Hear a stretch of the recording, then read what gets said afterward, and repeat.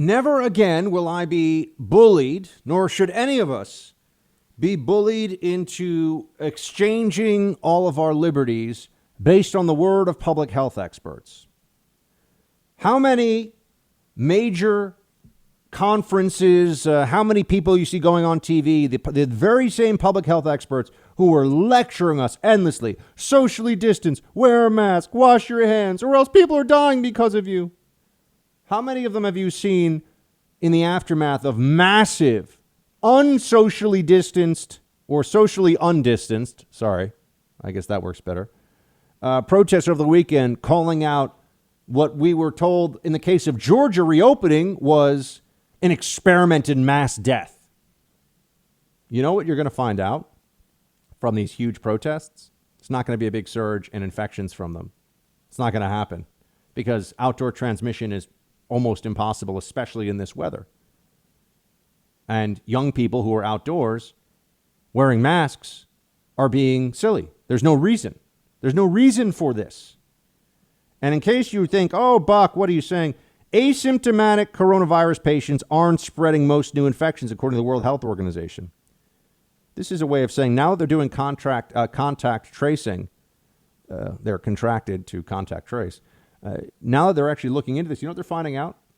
That people who don't have symptoms don't really spread this thing. It is people who, just like with other coronaviruses, which do cause the common cold, the common cold is a coronavirus, or the strains of coronavirus cause what we think of as the cold. This is not a cold. I'm not saying that, but the same way that, you're sick and you spread it to people, or you spread it right before you get sick. That's how this, according to the World Health Organization, is supposed to work. Now you might say, Buck, you say the WHO gets it wrong on things. Yeah, they got it wrong on things when they had no data and China was pushing them around to say things that weren't true. And now there's actually a lot of data that they can look at. It's not that hard to look at the facts and the figures when you have them and say, okay, well, I guess this is the situation. And this is a piece on CNBC. If you're asymptomatic, you're very unlikely to spread this. Oh gosh. So why are we all going around with masks on? I'm not sick. I'm not giving anybody coronavirus. It's absurd. It's stupid. Why am I going around with a mask on all the time? Oh, because everyone's so scared. Yeah, they made us so scared. Because they told us, if you get coronavirus, your face is going to fall off and everybody's going to die and it's going to be the Spanish influenza all over again. And no, it's not true. It's not true. And where's Dr. Fauci? I want Fauci on TV saying, look, everybody, the mitigation efforts, outdoor mask wearing is dumb. And you don't want to be a dumbass. You don't have to wear a mask outdoors. It's stupid. Also, if you're young and healthy, you really don't have to worry about this. And it looks like the WHO is saying you can't even spread it really unless you're sick. So basically, sick people wear masks. That should be the rule. Sick people who have to go out in public, wear a mask. Everybody else, no mask. That's it. That is a fact and reality-based assessment of where we are. But you're not seeing that, are you? Oh, no. You still have some people, oh, my gosh, any day now, the cases are going to spike. And this is the part of this that drives me the most insane. New York City is in its phase 1 of reopening. As Governor Cuomo wants credit for reopening. What do I mean by reopen? I mean that now a small segment of business in New York will be allowed to start having business even if there's no customers. How are they going to stay in business? I'm not clear on how they will stay in This is where we are in phase 1 now. We should be in phase reopen. We should be people go about their lives. This is madness. This is madness, what has been done. Now, I'm telling you what the data says. Outdoor transmission basically can't happen. Asymptomatic transmission, and now when I say basically can't, highly, highly, highly unlikely. Do we live our lives in fear of the highly, highly, highly unlikely all the time? This does bring us back to the conversation. You get in a car, you could die. You going to get in a car today? Probably. Or at least a lot of you will. But you could die. It's true. And can I ever tell you for sure you wouldn't die if you get in a car? No. But it's a risk you're willing to take. I could get an elevator. The elevator could just crash to the bottom floor, and that's it. Risk I'm willing to take. The coronavirus risks were completely exaggerated, inflated, misunderstood. We misallocated resources. Wrong decision after wrong decision from the authorities, from the people in public health positions. And well, I'm never going to go back to thinking that when it comes to saving lives, people in the medical profession would put politics aside. No. Oh, no. All these doctors and nurses that are now Black Lives Matter, chanting down the street and everything else. Wait, I thought that lives just mattered when you're in the medical profession. I thought that the politics of political movements wouldn't really sway you one way or the other. I guess I was being naive. I guess they can't help themselves. They're people too, right? Virtue signaling feels good. Oh, man. Yeah, that's right. Put up that hashtag. Black out your Instagram. Do all these things that people are doing. Oh, that's right. They're curing racism with this, said the morons. I know it's crazy, but the coronavirus thing now we've moved past, and this is also, I think, part of the mentality of many of the people that are pulling the strings and pushing for this behind the scenes on the left. We're not allowed to do an after action report of these Democrat states that have had the most extreme lockdowns. They've ruined their economies. They've put the United States into a recession. They've done all of this for no benefit. They did not have to do this. They chose to do this. And it was the wrong thing to do. But no, they'd rather go and wage their anti-fascist struggle, which now includes, in Europe they're protesting. Oh, huge protests. And by the way, I thought they were worried about the disease there too. I thought COVID-19 was a big, social distancing, a big threat. If it's about policing in Minneapolis and how they need to defund the police in Minneapolis, why are people in London and Amsterdam gathering in huge numbers to... No, this is about leftism. It's about feel-good politics, man. One world government, socialism, statism, piled on top of each other. It's about a massive global infusion of collectivism and people just sitting around and being all about their white guilt and, oh my gosh, white privilege. Let's all apologize for it. There was this video going around over the weekend of a bunch of white people who are, washing the feet of black pastors as a form of public penance for white guilt and the sins of white people. I'm never going to apologize for being white. I was born this way. It has nothing to do with my character, my mentality, anything else. This is just how I was born. The same way that it would be immoral for me to judge somebody else by their skin color, the same way that it would be a logical and moral fallacy to see someone's skin color and make any inference or distinction about who they are as a person or their worth. I do not accept that I have any guilt or less worth because of my skin color, nor do I think that I have any advantage or in any way am considered superior to anyone because of skin color. This is the only way to stay morally and ethically consistent on this matter, by the way. The things that other people are telling you about how, oh, no, your white privilege is... No. We are morally culpable for actions, for decisions that we make as human beings. We are not culpable for what other people in other times or other places have done. But this is going to be a fight, make no mistake about it. And the anti-fascists who are defacing Churchill statues in London without any irony whatsoever, and putting up on a statue of the founder of the modern policing in the UK. Remember, U.S. policing is largely taken from the UK policing. In fact, our intelligence community as well is built off of a UK model with the Secret Intelligence Service and MI5 and MI6. But policing is something that we've also taken, culturally and legally speaking, from the UK. And the founder of modern policing, his statue was defaced. And they put you can't imagine this stuff. They put a hammer and sickle on the statue. And now I just got to tell people, there's no better proof you can have. Sir Robert Peel, by the way, in 1829, Sir Robert Peel established the London Metropolitan Police Force. He is known as the father of modern policing.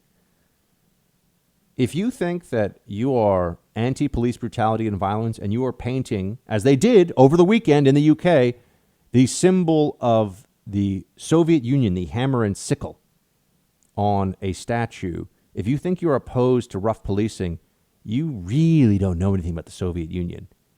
If you don't like aggressive policing, the Soviet Union was really not your thing, where it was a true police state, where officers of the state, police in their different forms, could come and take you from your home in the middle of the night with no charges, no due process, hold you in a cell, torture you, rape you, beat you, and then send you to Siberia or take you for summary execution, send you to the gulag, or just take you out back and put a bullet in your skull.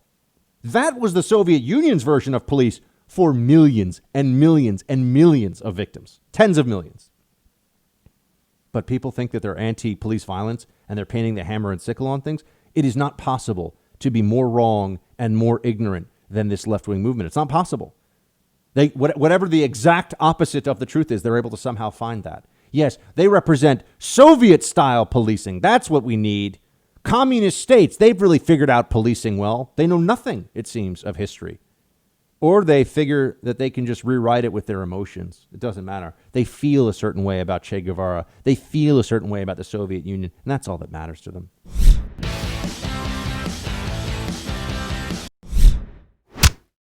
Yeah, I don't remember all the woke staffers at the New York Times rising up in arms whenever they published the Taliban op-ed just a few months ago.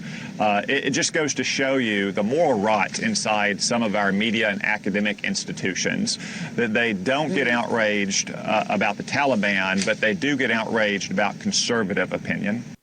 I mean, that's the best comparison you could ever find, right? They will literally publish, as they did, an op-ed by the Taliban in the New York Times. That's okay.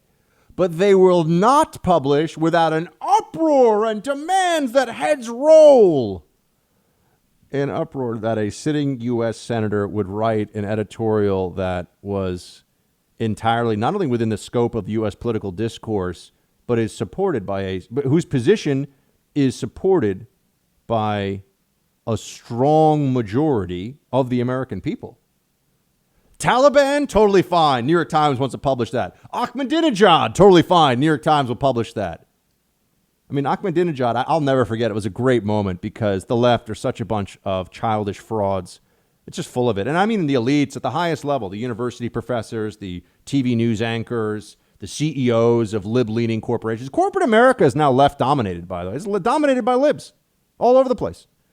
But people who say, oh, corporations are right-wing. Big business loves big government. Don't ever forget that. Don't ever forget. They hate small business because every small business is an act of personal, an act of individual and family autonomy in the market. They hate that. They want it to all be wrapped up in big corporations that they can control. And that can have, HR departments that run those things like the Stasi. Did you say that only women can menstruate? J.K. Rowling, most wealthy author in history, got in big trouble over the weekend because she's like, men can't get their periods, guys. We need to stop this. I'll tell you what the exact quote. Where was it? The exact quote was, if sex isn't real, there's no same-sex attraction. If sex isn't real, the lived reality of women globally is erased. I know and love trans people, but erasing the concept of sex removes the ability of many to meaningfully discuss their lives. It isn't hate to speak the truth. It is hate to speak the truth, according to the woke, Ms. Rowling. Maybe come on over to conservatism where intellectual pursuit is real and the exchange of ideas is still welcome. Don't join the woke mob. The cultish, brainwashed libs. You don't want to be a part of that team. Well, I guess she does. They throw better cocktail parties. It's easier, too. You can get away with more. All you have to do is obey the cult. And you've got a whole army that has your back on all matters social and political and economic and professional. Oh, it's so much easier to be a leftist, especially in a city. Oh, man, if I was willing to be a turncoat trader, like a lot of people who used to be on the right who now have switched over at MSNBC and other places, you get these never-Trumpers. They're just turncoats. They're just traitors to what they said they believe, what they said they spent their adult lives fighting for. Just frauds, fakes, phonies.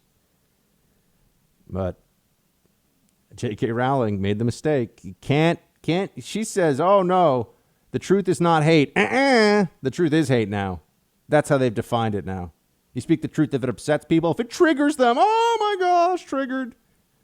So triggered. Tom Cotton send in the troops editorial means that James Bennett, who was the editor of the op-ed page of the New York Times, a hallowed position in lib establishment media, James Bennett is out. He's out. Had to resign. They cost this guy his job. Staffers within the New York Times cost this guy his job. Yeah, that's right. Because he published an editorial. Remember, the purpose of an op-ed is to get diverse viewpoints. The purpose of publishing Tom Cotton on this could not have been any more clear. But people in the Times came up with a left-wing construct of this is Tom Cotton, this is what they said, is advocating violence against black New York Times staffers. Oh, that sounds horrifying, right? You can't. I mean, that's disgusting and terrible. So the only problem is it's not true. It's not what he did. It's not reality. Doesn't matter. Come up with the narrative, and this is what they do with all these things. Come up with the narrative, and then the emotion drives the rest of it. The facts cannot be allowed to get in the way of an important political narrative for the left. And then that brings me to the Philadelphia Inquirer. Also, somebody's out there, another editor. He's a longtime editor, not the editor-in-chief, but a senior editor at the Philadelphia Inquirer over the weekend. Not woke enough. Not woke enough. NPR is put out a piece over the weekend about how you need to decolonize your bookshelf. And then now we're back to this, too. All the things on the left, right? It started out with one act of violence against a black man in Minneapolis that was very, emotionally charged and very upsetting and very wrong. It starts with that, where there's universal moral agreement, and then that is used as leverage to get you to try to agree to all this other left-wing stuff that has nothing to do with that. Decolonize your bookshelf. Can they tell me, who are the approved great authors? Who are the approved non-white male great authors that I'm supposed to be reading now because I want to, quote, decolonize my bookshelf?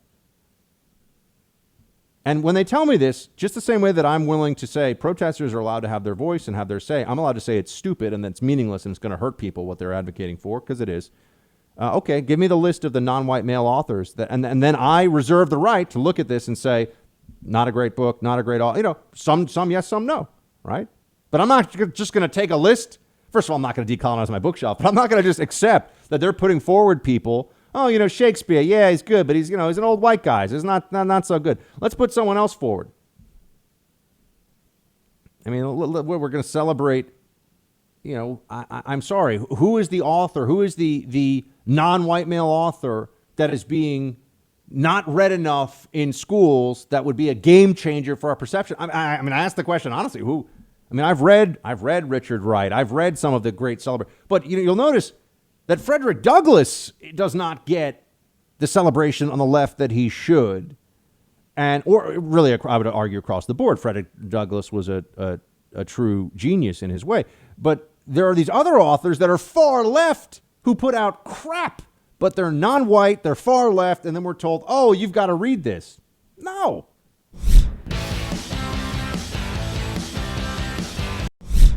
It's time for roll call. It is time for the roll call. Facebook.com/Buck Sexton. First, we want to check in on our buddy, Producer Mark. Producer Mark, how was your weekend? Quiet. Yeah? Okay. Anything noteworthy? Watched the rest of Fuller House with the wife. It was not good. Yeah, it doesn't sound like it was very good. Yeah, I mean, it's very cheesy. We know that I'll have Aunt Becky, not Bucky. Huh. Aunt Becky, because she's in the big house. Yes, they explained her absence that she was in Nebraska helping her mother. No Aunt Becky. Oh, man. What a shame. What a shame. Sorry. Look, I was team Aunt Becky. I mean, I didn't want her to go to prison, but I got to say, who would have thought that we'd be in this situation right now? You have any interesting food or anything else happen over the weekend that's worth telling the folks? Nothing really. Yeah, no. Just hanging. I watched Penny Dreadful City of Angels, and I got about 15 minutes into it. It is horrible. It is so bad. I just couldn't even get through it. Because Penny Dreadful, the original show, which I think was a Showtime show, was actually quite good for what it was and very entertaining. And this show was horrible, and it makes me mad because it has nothing to do with the other show, but they just knew that they had a good show, so it's like they tried to connect it when it has. You remember when Tommy Lee Jones was in The Fugitive, which was a great movie, and then they made like a Wesley Snipes, The Fugitive, like something else, but it really is like a different movie, different. You know what I'm saying? It's like the Men in Black movie without Will Smith. Yeah, well, Kind no, of. but at least that's the same story. Like this storyline's not even. It's like nothing. Okay. You know, it's a little bit like more like that True Detective show, which the first season was great, and then the second season was unwatchable garbage. And they really have nothing. There's a basic premise that's similar of two cops in a place. Other than that, it's totally different. Yes, I've heard good things about the first season, and then everyone says to stop. So why do I bother watching it? Have you seen the first season? No. Oh, dude, producer Mark. You But got to add that one to the list, man. but why am I going to watch it if I know the second season stinks? Because it's a standalone. So you're just watching one season of a show. Okay. That's amazing. So And it's the like I'm second watching season a has movie. nothing to do with the first season. So it's like, I'm trying to think of a better, something like this where they kind of go off and it's not similar at all. But Season Speed 9 of 1, Scrubs. Speed 1 and Speed 2, the movies. Speed 1, amazing. Producer Nick is calling it an anthology. Yeah, maybe that's the way to think about it. I don't know.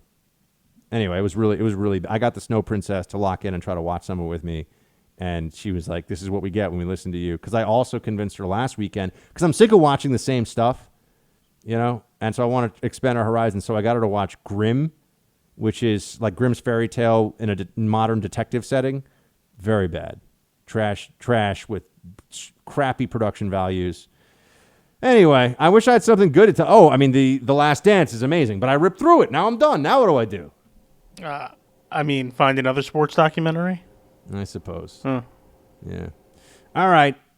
Roll call time. And plus we will do, so I think Mark and I have decided that we'll pick the best voicemails, and it'll be like a Friday thing, right, Mark? We'll do a segment devoted to voicemails on Friday, assuming we have enough. That's better. Keep my blood pressure as low as possible. Yeah. So you got to give a good. So now everyone really has to listen in for the really keep it to 45 seconds or less, and either ask a question or just share your thoughts with the team, and tell us, if you don't mind, how you listen, where you're calling from, if you're comfortable sharing that. So that's the way to do it. Maybe give us your name, even if it's not a real name. Yeah, give us a name at least. You can call in on a fake name if you want. Be like, my name is. Buck calls his girlfriend Snow Princess on the air, for crying out loud. Yeah, exactly. Her name on her driver's license is not Snow Princess. So, in case you didn't It's know. not? It probably should be, though. It's a cool Imagine name. if you go to the DMV and ask that to be your name. Like, what would they even say? I don't think they could. If you had the legal grounds for it, I don't think they could stop. DMV employees, no offense, but they just kind of rubber stamp stuff. I don't think they're going to take any offense to that. So, let us move, shall we? Douglas, first up here. Buck, the Minneapolis police force should stay home, stay safe for a week, just to see how that would work going forward. I'm just going to say this, folks. I understand the impetus to let the cities burn themselves down and burn them. But you got to remember, for those of us who are stuck here in these places, and I get it. You're like, Democrats should have to live with the decisions they're making, and then everybody will understand. And, this is the laboratory of democracy playing out. But just think about the rest of us, okay? Think about what it means when these cities become lawless and who's hurt by it and how terrible it is. This is a price that's too high. This is not a lesson we should have to learn. We already learned it in American cities through the 70s and into the 80s, into the early 90s. We've already learned this. The hands-off, police are the bad guys, let things happen, social workers will fix it mentality. It does not do well for us. It does not do well for society, for anyone.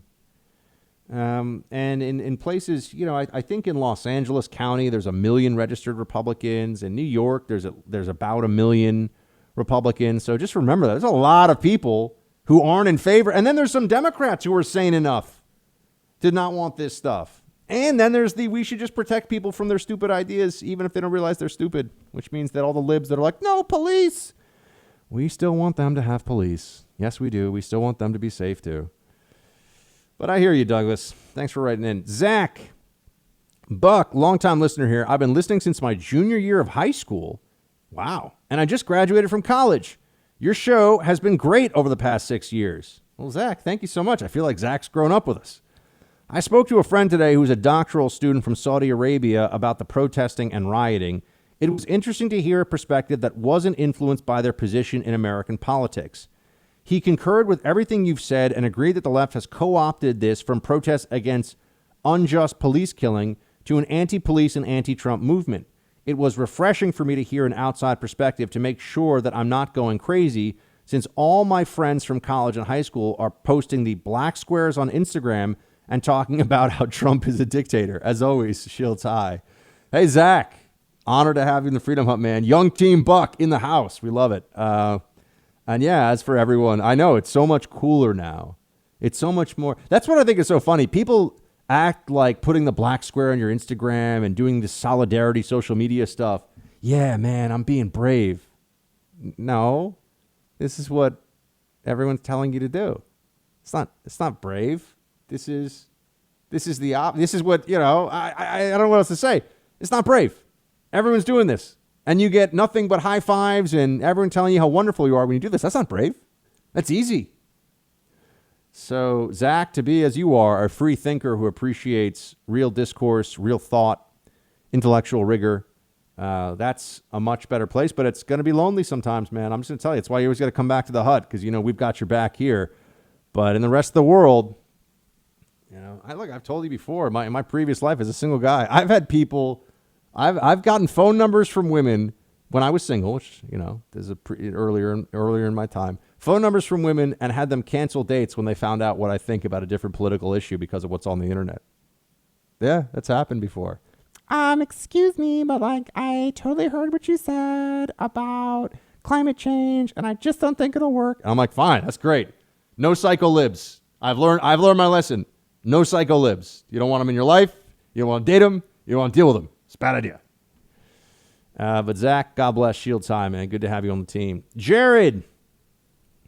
Buck, on the one hand, the left says that police are evil and can't be trusted. On the other, they say you don't need a gun to protect yourself, but should call the police. So which is it? Well, Jared, what they would really say, or what the logic of their position is that you, my friend, if you are disarmed and then the police are defunded, you are a necessary casualty if someone breaks into your home and attacks you of the change that they seek to create. Don't you understand? That, to make an omelet, you got to break a few eggs, my man. That they view this all as, of course there's a cost. Of course this isn't going to be risk-free. Of course but they're not going to be the ones who pay the price, the ones advocating for this. They will have protection. They have wealth. They will be secure. It is the people who rely on law enforcement to protect them, particularly in dangerous communities, although dangerous communities will be spreading out. There'll be more and more dangerous communities if you defund police. So just remember that. I think there has been this perception for a while that all it will take is a spike in violent crime in some area for everyone who is advocating for less police presence or to realize what about. No, they won't realize. They'll even the ones that are paying attention to the numbers will say, well, but at least we don't have more police violence. Yeah, there's been more murders, more people dead, more people raped, more people who have had their lives ruined by criminals. But we're approaching the society we want now, where there's less of a sense of over-policing of minority communities, and so that's a worthwhile trade-off. That is what the left will say. So don't think that spiking crime, even if they defund police, will make them change their minds. No. Do you think that in the Soviet Union, the true believers of the Communist Party looked at the repression and the famines and the dysfunction and the autocracy and thought, wow, this is a bad idea? No. It's just, hey, man, making a perfect world is going to be complicated. Bringing about the revolution and then running things on revolutionary principles means you never have to say you're sorry because you got bigger things. You got bigger fish to fry, so to speak.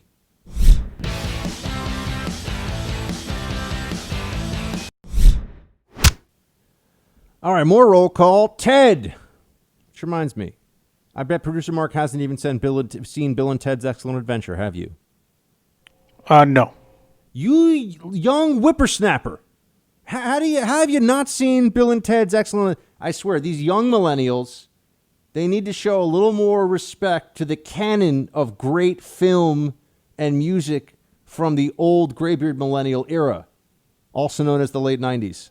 Yeah. Because I liked all the movies from the late 90s. I mean, all the music from the late 90s. Well, that's good. That's a good start. But, dude, Bill and Ted, we got to make a list. And producer Mark, I watched Miracle basically on your say-so. I don't understand why you need my invitation to watch one of the best sports movies ever. See, he's so crotchety about this. I'm just trying to say, I take advice, but when was the last?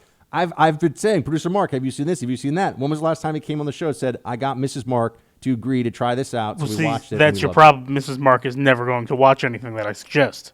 Do I have to go direct to the source? Do I have to get Mrs. Mark to say it's okay? Exactly. That's what you have to do. Yeah. All right. Just don't worry. As soon as we get Mrs. Mark and Snow Princess together, my God, you and I are going to be watching nothing but rom-coms. Oy vey. Get ready for it. We've got to delay that as much as possible. Maybe Cuomo can shut down the state again. Now all of a sudden we'll like the shutdown.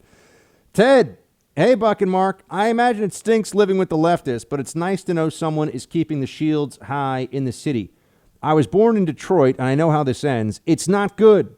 Seeing a large city turn to crap because of dishonesty is the way it works. These mayors will do identity politics to sway voters. Detroit is a good example of what is to come for these cities. It's been over 3 decades, and the city has not revived. I love listening to you guys and wish you the best. Well, thank you so much, Ted. And yeah, look, I lived in a New York that had over 2,000 murders a year. And you might say, oh, but Buck, you didn't. And look, I've never pretended to I didn't grow up in the projects. I didn't grow up in a difficult neighborhood. I grew up in a very nice neighborhood of New York City.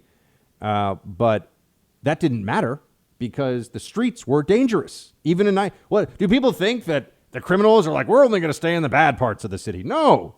Especially if you're going to rob people and break into places and steal things, where do you go? The wealthier parts of the city. And it was there. The street crime was super high. There was graffiti everywhere. Everybody that I knew. I went to a Catholic school where we were told at the beginning of every school year, we were just walking a half a mile home, something like that. We were told at the beginning of school year to take off our little blue blazer and to take off our little necktie so we were less likely to get beaten and mugged. I'm not making this up. Every year for years until the city cleanup happened and all of a sudden, because people got mugged all the time. Someone would come up to them, punch them in the face, pull out a knife, take their little Velcro wallet with $5 in it. Didn't matter.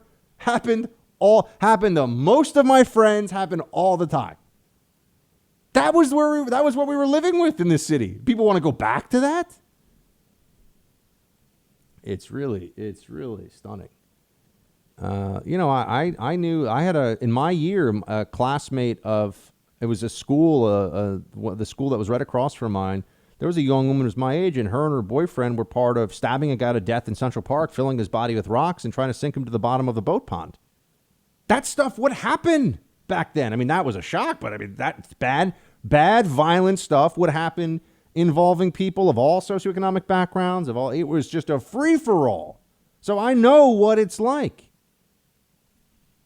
Libs want to go back to that. They don't think it'll affect them, though. And if it does affect some other people who are not well off, if it affects people who are, in a bad socioeconomic condition, well, make an omelet. You got to break a few eggs, right? That's what it becomes. Always self-justifying. It would be worse if we weren't doing this, which is just, it's as upsetting as it gets, but here we are. Brad. Hey, Buck and Mark, thanks for hitting it out of the park every single day and reading our emails. Of course. You can thank producer Mark for that one. This protest riot thing is an excellent comparison to the Second Amendment. The people who follow the law adhere to stay-at-home orders and do not congregate. Those who don't gather in the streets by the thousands. They'll be the ones with guns when Joe Biden takes the Second Amendment away. Also, what's with the left's war on churches? Keeping them closed, burning them down. They should know by past experience with other countries that holy wars don't work out well. Keep up the great work. This is what I've been saying about cities where the bad people have guns in cities, but they want to take them out, take it out for us and make sure we don't take them out of our hands, rather, make sure that law-abiding people don't. It's very troubling. Joel, hey, Buck. I'll admit when my wife first introduced me to your show, I was not a fan because of the frequency and sound of some of your impressions like Hillary. I've taken it back, but I may have called you just Tucker Carlson's less confused-looking cousin. That being said, I'm concerned about the state of things as they are, especially as it pertains to the coming election. If you remember that pact that liberal states signed to transfer their electors to electoral votes to popular vote winners, what worries me is a scenario where Trump wins the Electoral College but not the popular vote. Would Trump have to step down? Your thoughts? No, if the system is the system, I don't think that'll happen, but anything's possible these days. P.S. A good format for the Malta podcast would be something like Drunk History, where you sit down with scotch, pour yourself a few, and then dispense knowledge. I kind of like that idea. I might actually do that. All right, everybody. Great show coming tomorrow. Share it with friends. Shields high.